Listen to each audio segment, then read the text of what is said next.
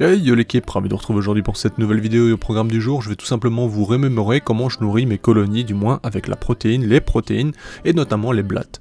Alors ici, ce sont des blattes qui nous viennent de chez Blattaria, hein. Je vous remémore comment je fais, hein. Donc tout simplement je les ébouillantes, ça peut paraître un peu brutal mais c'est une façon de les tuer en soi, sans les faire souffrir du moins je l'espère trop longtemps, et ça permet aussi d'avoir une qualité en soi que les blattes restent bien fraîches en soi, vous voyez l'idée. Donc ici ça nous vient de chez Blattaria, hein, je n'ai jamais été déçu, et ce que vous voyez à l'image ce n'est que 50% d'un nourrissage en protéines de mes colonies, donc il faut compter plus ou moins 200 blattes par nourrissage, donc c'est quand même assez costaud. Ma petite technique c'est tout simplement que je mets la boîte entrouverte au-dessus de l'eau chaude et je ne sais pas pourquoi elles sont attirées et vont toutes seules dedans, ça paraît con mais c'est réel. Pour les nourrir j'ai nourri tout simplement avec un mélange qui nous vient de chez Stéphane, hein, mon pote il m'a envoyé ça, donc c'est de la nourriture pour poissons, donc là on voit on a des flocons pour les petits poissons mais également pour les coilles, et à côté je leur donne des gelées protéinées. Comme ça c'est un peu varié, bien entendu de temps en temps, enfin régulièrement même je donne des légumes, hein, que ce soit, toutes sortes de légumes, bref il n'y a pas vraiment de détails à donner, mais en gros voilà, faut bien varier. D'ailleurs pour information, ça me vient de chez Blattaria, une boutique que je vous ai déjà présentée plusieurs fois et que je vous invite à consulter si vous cherchez également des blattes pour nourrir principalement vos colonies, hein. C'est pas spécialement cher, il y a plein de possibilités, il n'y a pas que les Red Runner bien entendu, et franchement c'est Kali, le mec est super sympa, et vous répondra assez rapidement, j'ai jamais eu aucun problème, j'ai toujours reçu parfaitement mon colis sans aucun souci. Là dernièrement, juste là cette boîte j'ai dû mettre du scotch en fait, parce qu'il y avait certainement des jeunes naissances dans les blattes, et donc les toutes petites sortaient par les trous d'aération. Alors là oui, petit problème je me doute, mais rien de grave, voilà j'ai refermé, il n'y a plus de souci. Alors dans cette vidéo je vais vous montrer petit à petit comment je nourris, et vous allez voir que les quantités également que je donne, parfois c'est un peu trop, mais je préfère trop que pas assez, bref.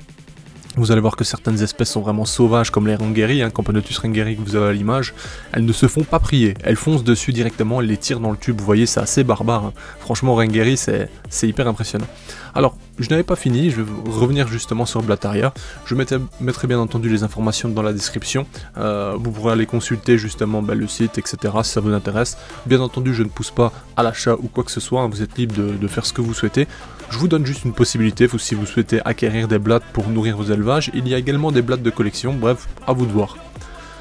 Petite autre parenthèse, je vous avais fait une vidéo justement sur la façon dont je nourrissais, hein, j'en reviens là-dessus, mais en général ce qui se passe c'est que je prends de l'eau bouillante, j'ébouillante les individus, donc comme je vous le disais, j'entrouvre et l'humidité qui remonte fait que, je ne sais pas, elles viennent et elles glissent directement dans l'eau. Et je vous assure que ça fonctionne, donc j'en fais tomber 50, je les sors de l'eau, je les mets directement sur un papier, donc il faut pas les laisser trop longtemps, il faut les laisser 3 secondes maximum, parce que sinon, je vous apprends rien, l'eau bouillante, un insecte ça cuit, enfin voilà. Le but étant qu'on garde une certaine viscosité, pour l'appétence aussi de nos petites protégées, vous voyez l'idée. Alors je sais que certains n'aiment pas ça, hein, je sais que certains trouvent ça un peu moche, mais c'est la vie quoi, c'est en nature, elle l'attaque, elle la déchire, elle se nourrissent, bon, vous voyez un peu l'idée, bref. Mis à part ça, voilà, je vous invite à aller consulter les vidéos si vous souhaitez voir directement plus en détail comment je fais. Maintenant ici c'était juste un petit rappel, hein, je vous montrais un peu les étapes parce que je le faisais en même temps, donc c'est vrai que j'ai tourné cette vidéo tout en nourrissant mes colonies, sachant que un nourrissage chez moi, à la protéine, il faut compter, si je vais vite et que je prends pas le temps de regarder mes colonies vraiment, je prends 2 heures. Mais si je suis concentré et que je regarde vraiment tout ce qui se passe chez tout le monde, j'en ai pour 4 heures, au moins. Donc voilà, juste pour vous dire. Ici vous voyez, Rengeri ça avance super bien, c'est ultra énervé. Franchement c'est une espèce que, si vous cherchez une campo qui est un peu, qui est active, qui est énervée, qui n'a pas spécialement peur, hein, c'est vraiment pas du stress. Il y a certaines campos, quand vous mettez justement des insectes, il y a une odeur qui se dégage de celui-ci, elles sont un peu paniquées, vous voyez l'idée. Ici c'est pas du tout le cas, hein. Elles foncent dessus, directement elles le savent, c'est de la nourriture et on y va. Alors, profil totalement différent, on est maintenant chez les Camponotus bellus, hein, mais le nourrissage se passe très bien et elles adorent également la protéine, quoi. Toutes les espèces de toute façon, de manière générale, la prot ça ne refuse pas.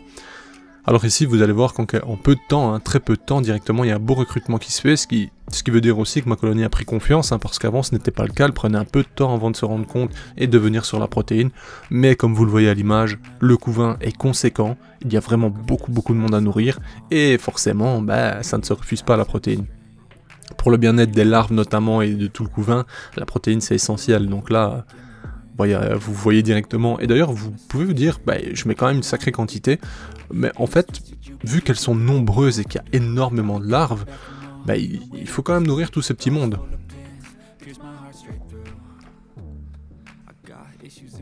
Non, pour revenir à Blattaria, en fait, je vous en parle à nouveau parce que franchement, je suis super satisfait à chaque fois que je reçois des produits ou quoi que ce soit de là-bas. Bon, après, c'est 3/4 du temps, ce sont juste des blattes pour nourrir parce que moi, j'en fais pas d'élevage. Donc, soit je me sers chez mon pote Antoine, qui lui a des élevages également, ou soit je m'arrange avec Blattaria pour obtenir des blattes à nouveau. Donc, franchement, l'un ou l'autre, je suis toujours satisfait. Et c'est vrai que j'ai jamais eu de problème. Avec Blattaria, j'ai jamais rien eu, jamais d'acarien dedans, c'est toujours très propre quand ça arrive. Enfin, vous voyez l'idée, donc c'est pour ça que je vous en parle. Je sais, en fait, c'est surtout que vous êtes encore quelques-uns à me demander assez régulièrement où est-ce qu'ils peuvent trouver des blattes, où est-ce que vous pouvez prendre des insectes pour nourrir vos colonies. Enfin, vous voyez un peu l'idée. Donc voilà, je me dis, bon, ben, une petite vidéo justement comme ça où je montre le nourrissage chez mes colonies et en même temps j'en profite pour vous montrer ce que j'ai reçu de Blattaria. Je pense que c'est plutôt pas mal. Alors bien entendu, ça n'empêche que vous puissiez prendre des blattes de plus grande taille, hein, parce qu'ici c'est médium, bon, pour les grosses colonies, il faut en mettre 15, quoi, vous voyez l'idée? Alors que, avec des grosses, ça irait plus vite, mais ça c'est un choix, ça dépend un peu ce que vous avez dans vos élevages, et ce que vous souhaitez faire. Ici par exemple, sur Dotomachus haematodus, vous allez vous rendre compte que ça va très vite, hein. À peine déposé, c'est tiré vers le bas, certainement pour nourrir également les larves, hein, qui sont... Sous cette terre, malheureusement, on ne peut pas savoir vraiment combien il y a, enfin qu'est-ce qu'il y a en termes de couvain, qu'est-ce qui se passe vraiment. Cependant, on a généré un petit peu de stress, vous allez le voir après. On va voir apparaître quelques cocons qui vont passer, je ne sais pour quelle raison, mais on va les voir. Alors, d'ailleurs ici ça se développe plutôt bien, je sais qu'il y a du couvain, qu'il y a des cocons, qu'il y a plusieurs stades, je retrouve notamment des cocons ouverts assez régulièrement, donc je pense que la colonie doit être dans les 40-50 ouvrières, même si on peut pas se rendre compte vraiment, mais je sais que lorsque je mets du vivant, parce que ici certes je vous ai montré, parce que voilà j'étais en train de nourrir de cette manière, mais chez certaines espèces, notamment Rhytidoponera metallica ou Odontomachus haematodus, ce que je fais c'est que je mets du vivant, parce qu'elles s'en sortent très bien, elles chassent très bien en fait. Donc bon, ça dérange pas, mais du coup parfois elles peuvent rentrer dans une galerie ou l'autre, et à ce moment-là on voit qu'il y a une agitation et que tout le monde sort. Bon, est-ce que c'est bien dans une fondation ou une colonie avec peu d'individus? Non, pas spécialement, mais bon, ça m'a permis aussi de me rendre compte qu'il y avait du monde. Tout ça pour dire qu'elles évoluent très bien. Alors là d'apparence, c'est vrai que je vois beaucoup moins de colomboles ces derniers temps, mais quand on regarde avec un peu de zoom sur la terre, etc., il y a toujours du colombole qui se balade, et ça me rassure en soi. D'ailleurs, ce qui est intéressant, c'est chez mes Odontomachus que c'est plus humide, etc. Donc on a des colomboles. Et chez Meritido, où l'ADC est justement plus sèche en soi, j'ai des psocs. Donc c'est assez marrant. Je n'avais aucun des deux dans mon élevage de base, hein, pour information. Les psocs sont venus avec la colonie d'Acanthor myrmex thailandensis de chez mon pote Stéphane, hein, si vous vous rappelez, je vous l'avais pris pour... Enfin, je l'avais pris tout simplement pour vous présenter l'espèce. Et justement, il avait des psocs, ces petits filous sont restés dedans, et j'en ai maintenant dans mon élevage. Hein. Bon, après, c'est pas dérangeant, c'est des détritivores, c'est pas un problème, franchement, il y a zéro problème, mais du coup, ça me fait rire. Et pareil, les colomboles ici sont venus justement quand Viking Hans donc m'a offert ses Odontomachus, quoi, parce que lui, ça ne lui plaisait pas, et c'était l'occasion de m'offrir quelque chose, donc l'un dans l'autre, on était contents tous les deux. Et moi, pour me faire la main, pourquoi pas, quoi. Clairement, après, je vous avoue que je fais pas grand chose avec elles, à part remettre l'humidité, les nourrir de cette façon et pas vraiment pouvoir observer ce qui se passe dans le couvain, etc. vu la disposition. C'est vrai que je vois pas grand chose, mais bon, tôt ou tard je vais peut-être essayer de les mettre dans un nid avec des cavités préétablies, vous voyez, et les déménager dedans et juste peut-être mettre un poil de substrat, mais très peu dans l'air de chasse. Je sais que c'est totalement viable, donc on verra ce qu'on fera. Bon, dans tous les cas, pour l'instant ça roule et c'est l'essentiel, quoi. Il y a le tube ici que vous voyez, là je vais l'enlever tôt ou tard parce qu'il sert à rien.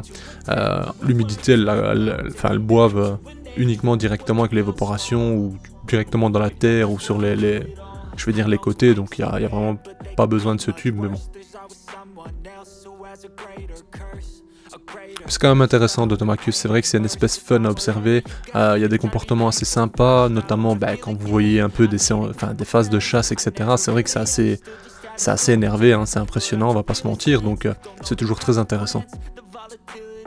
Après, bien entendu, dans un setup comme ça, on peut pas observer grand chose. Ce qu'il faudrait faire, c'est quelque chose de plus complet, avec du branchage, des choses ainsi, mais bon, peut-être plus tard, on verra. Là, vous voyez les larves qui sont collées sur les parois, il y en a quelques-unes de ce côté, quelques-unes de l'autre. Bon, c'est toujours ça d'observer. Passons maintenant chez Merithidoponera metallica. Alors ici, il y a eu un très gros boom, hein. Beaucoup de couvains, mais vraiment beaucoup. Cependant, je suis toujours dans le doute, hein. J'ai toujours pas vu une vraie naissance de mes yeux d'une ouvrière, hein. C'est assez dingue. Franchement, je n'arrive pas à tomber sur le moment où ils ouvrent une ouvrière, je tombe sur des mâles, mais pas spécialement sur des ouvrières. Cependant, dans les déchets de l'aire de chasse, il y a au moins 30 cocons verts, donc j'imagine que c'est pas 30 mâles, sachant que j'en compte peut-être 15 dans le nid. Donc voilà. Il y a parfois aussi des échecs, hein. Je me rends compte que certains cocons sont amenés à terme mais ne sont pas nés pour autant, et quand je les ouvre c'est des mâles dedans, donc est-ce que c'est des cocons qui datent de vraiment longtemps et que ben voilà c'est mort mais elles l'ont pas déplacé, ou est-ce que c'est récent? Je ne saurais dire, franchement aucune idée. Mais bon, dans l'ensemble ça va bien. Ici je vous montrais justement pourquoi je coupais plus finement, je vais dire, chez Erythideos, c'est tout simplement parce que elle l'amène par les escaliers de ce type de nid, donc vous voyez, donc elle doit tirer ce morceau de blatte à l'intérieur, donc c'est pas spécialement évident toujours, pour l'apporter justement aux larves qui vont directement se nourrir dessus. Donc c'est vrai que chez Erythideos, je prends le temps de bien découper, alors que chez d'autres espèces pas spécialement, parce qu'elles vont s'en occuper d'ouvrir l'individu quoi. Mais c'est vrai qu'ici j'en prends un peu plus soin. Ce qui est intéressant aussi, que vous allez voir dans les images un peu plus tard, c'est que lorsque j'ai traité au Taurus toutes mes colonies, certaines ont récupéré donc les sortes de morceaux de bois, hein, comme on peut voir encore dans l'aire de chasse qui reste, et l'utilisent maintenant pour faciliter le tissage des cocons. Donc ici, ben, dans les prochaines images, vous le verrez, il y a un endroit plus humide dans cette colonie, hein, qui est donc le tube tout en bas, ça c'est un choix de ma part, hein, les autres sont secs, et dans ce tube en fait, directement proche de la réserve, ben, c'est un peu la zone où elles viennent mettre toutes les larves, et notamment c'est la zone de tissage. Donc vous allez voir qu'il y a pas mal de couvains, dont on le voit maintenant à l'image, et on remarquera ces copeaux, hein, qui sont parfois mis sur les larves directement pour les faciliter à tisser. Et ça, je trouve ça juste génial, quoi. On peut voir ça chez d'autres espèces, bien entendu, hein, mais regardez un peu aussi le nombre de cocons. Dites-vous qu'il y en a à Setachi, à l'étage au-dessus, et il y en a également dans les marches, parce que dans les marches, il y a une sorte de condensation et d'une chaleur un peu plus intense, donc je sais pas, il y a toujours du couvain qui stagne à cet endroit-là, peut-être parce que ben, c'est important pour elle, je ne sais pas. Ici c'est un nourrissage chez Meranopus bicolore, et si vous avez l'œil, vous allez remarquer quelques petites choses. Mais bref, ça on en parlera dans une prochaine vidéo, on va garder ça pour plus de contenu, je vais dire, sur la chaîne. Mis à part ça, ben, vous voyez, hein, ça grouille et ça grouille fort d'ailleurs. Hein. Là d'ailleurs, je ne peux même plus voir la cavité.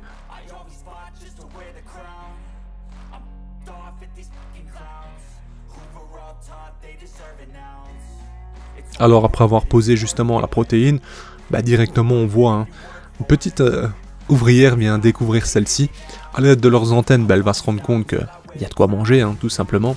Et en général, si vous observez vraiment bien du début à la fin, vous allez voir qu'une ouvrière va faire le chemin inverse et aller prévenir tout le monde. Ça paraît fou, mais c'est le cas. Et une fois que tout le monde est prévenu, bah maintenant je vais dire, hein, elles ont l'habitude. Hein. Je vais pas vous mentir, elles ont vraiment l'habitude.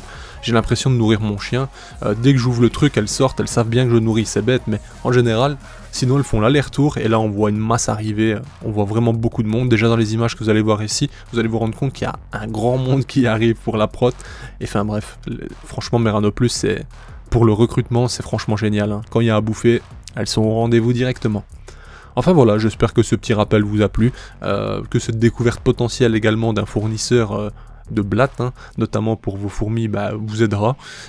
Comme je rappelle, bah, moi je ne pousse pas à la consommation, c'est juste à titre d'information, c'est quelque chose que je valide en tout cas. Je suis toujours bien servi et c'est toujours très propre, très correct, donc voilà. Sur ce, merci d'avoir regardé cette vidéo, je vous dis à bientôt l'équipe pour de nouvelles vidéos. Profitez du bon temps, sortez de chez vous, courage au travail, on se dit à bientôt, bye.